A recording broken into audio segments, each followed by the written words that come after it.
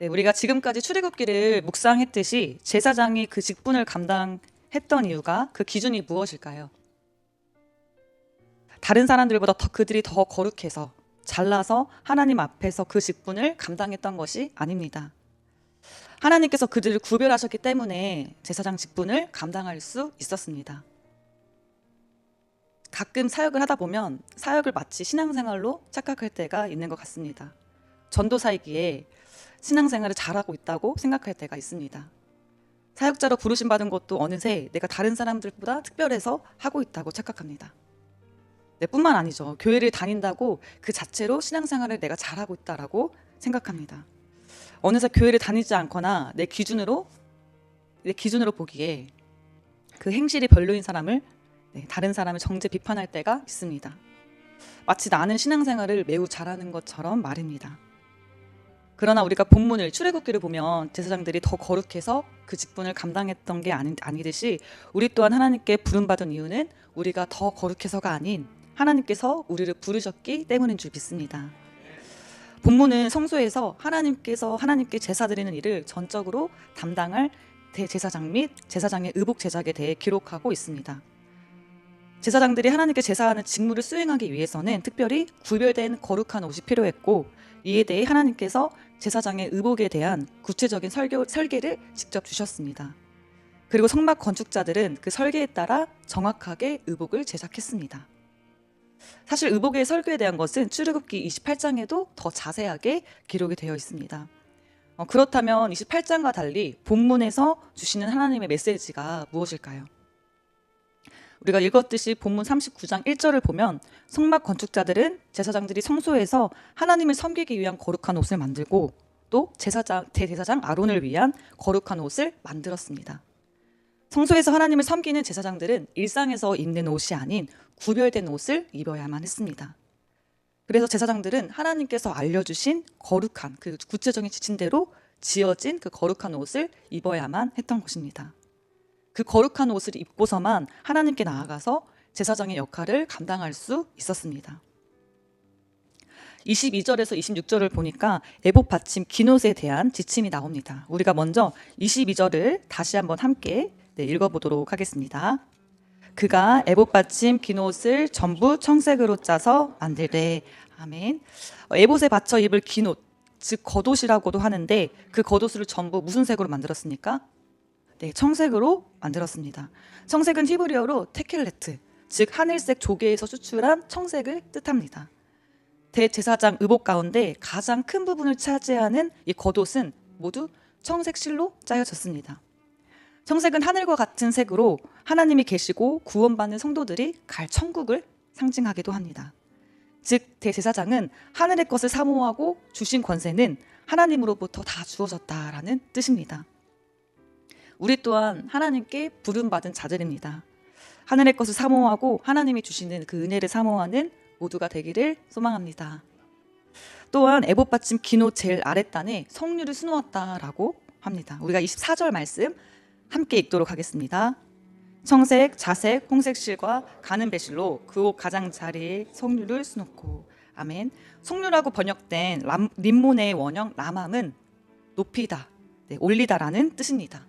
즉 대제사장의 사역 자체가 하나님을 높이며 그분을 영화롭게 한다라는 것임을 깨닫게 하기 위함입니다. 우리가 이어서 25절도 함께 읽겠습니다. 순금으로 방울을 만들어 그 옷 가장자리로 돌아가며 성류 사이사이에 달되. 아멘. 대제사장의 긴 옷에 금방울과 성류를 달았던 그 이유는 그가 지성소에 들어가고 나올 때 소리가 나기 위함이었습니다. 지성소는 하나님의 임재가 임하는 거룩한 장소, 그 거룩한 곳이므로 부정한 상태로 들어가면 어떻게 되나요? 죽을 수도 있었습니다. 그러나 방울 소리가 나면 살아있구나, 대제사장이 살아있구나라는 증거가 되었습니다. 그런데 26절을 보니까 방울과 성류를 서로 간격하여 놓았다라고 말합니다. 제가 26절을 쉬운 성경으로 한번 읽어드리도록 하겠습니다. 겉옷 아랫자락을 빙 둘러가면서 성류 모양 하나, 방울 하나, 성류 모양 하나, 방울 하나를 달았습니다. 제사장은 제사장의 임무를 행할 때 그 옷을 입었습니다. 이는 여호와께서 모세에게 명령하신 대로 한 것입니다. 아멘. 대제사장의 겉옷의 아랫단에 방울과 석류 장식물을 번갈아 매달았다라는 의미입니다. 근데 언제 이 옷을 입었습니까? 일상생활에서도 입었나요? 네, 제사장의 직무를 임할 때, 그 임무를 행할 때에만 그 옷을 입었습니다. 하나님이 말씀하신 대로 겉옷의 아랫자락, 사실 자세히 보지 않으면 티가 잘 나지 않은 부분까지도 하나님의 말씀하신 대로 그 방법대로 입었다라는 것입니다. 이어서 27절에 보니까 직조한 가는배 즉 고운 모시로 속옷을 만들었습니다. 이 옷은 발목까지 내려오는 옷으로 대제사장이 에봇 받침 긴 옷 아래에 입어서 무릎 아랫부분을 가렸다라는 것입니다. 대제사장이 속옷을 입어서 무릎 아래 부분을 완전히 가린 이유는 거룩하신 하나님 앞에 지극히 작은 부분까지도 거룩함을 지키겠다라는 것을 강조하는 것입니다. 우리 또한 아주 작은 것까지도 하나님 말씀대로 행하는 우리 모두가 되기를 소망합니다. 이어서 28절에는 대제사장의 두건과 관에 대한 지침을 말하면서 또 29절에는 허리를 묶는 띠에 대해서 말합니다. 이 허리띠는 대제사장이나 제사장들이 입는 세마포 속옷을 몸에 단단하게 밀착시키는 역할을 했습니다. 또한 이어서 30절에서는 머리에 두를 거룩한 패에 대해서 말하는데요. 우리가 30절 말씀은 다 함께 읽겠습니다. 그들이 또 순금으로 거룩한 패를 만들고 도장을 새김같이 그 위에 여호와께 성결이라 새기고. 아멘. 여기서 말하는 거룩한 패는 직역하면 거룩한 관의 패를 이라는 뜻입니다. 사실 관은 왕이 쓸 수 있는 것인데 제사장의 패도 관이라고 이야기합니다. 즉 제사장의 역할은 백성들의 죄를 대신해서 회개하며 하나님께 속죄하는 거지만 백성과 하나님과의 중보자 역할이기도 합니다. 죄인은 하나님 앞에 인도하면서 거룩하게 하는 제사장적인 사역보다 귀한 일이 없습니다. 하나님께서는 이들에게 순금으로 만든 패를 쓰게 하신 것은 제사장이 왕관을 쓴 왕과 같이 존귀한 존재임을 알려주시고자 했습니다. 베드로전서 2장 9절은 이렇게 말합니다. 너희가 왕같은 제사장이라. 이처럼 제사장의 역할은 왕같은 존귀한 일입니다. 또한 예수 그리스도께서 우리를 위해 대신 십자가의 죽음을 당하시며 우리는 현재 제사장과 같이 날마다 하나님께 나아갈 수 있게 되었습니다. 그래서 우리가 이번 연도 교회 표어가 뭐죠? 네, 날마다 지성소로 나아가자라는 것입니다. 우리 또한 제사장의 역할을 감당해야 합니다. 나로 인해 하나님의 뜻이 이루어지고 하나님의 영광이 나타나야 합니다. 네, 어제 우리 주일에 동행 플러스 선포식이 있었죠. 네, 우리가 한 영혼을 천하보다 귀하게 여기고 구원의 복음을 전하는 통로가 되어서 제사장과 같이 귀한 일을 감당하는 모두가 되기를 소망합니다. 본문으로 돌아가서 이 금패를 청색끈으로 제사장이 머리에 쓰는 관에 메었다라고 나옵니다. 마지막으로 31절 말씀 함께 읽어보도록 하겠습니다. 그 패를 청색끈으로 관 전면에 달았으니 여호와께서 모세에게 명령하신 대로 하였더라. 아멘. 여기에서는 단순히 달았으니라고 얘기하지만 직역하면 단단히 붙들어 매다, 굳게 잡아 매다라고 이야기합니다. 이처럼 이스라엘 백성들은 금패에 여호와의 성결이라는 글씨를 새기고 그것이 절대 떨어지지 않도록 대제사장의 관 전면, 이마 부분에 단단하게 고정시켜 놨습니다. 그런데 누가 명령하신 대로 하였다라고 얘기합니까?